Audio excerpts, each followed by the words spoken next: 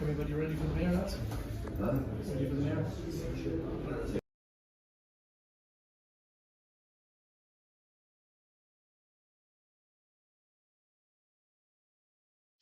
And we're numbed and speechless. This weekend, that's exactly what everyone in Clonmel.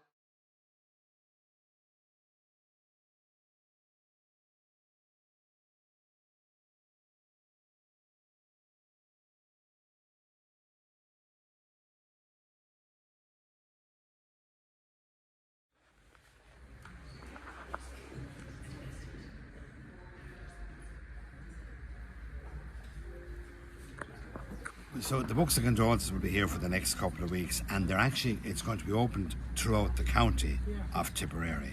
So you can do it in any of the municipal districts throughout County Tipperary, and you can also actually go onto the Tipperary County Council website and do it online, and that will be open from 12 p.m.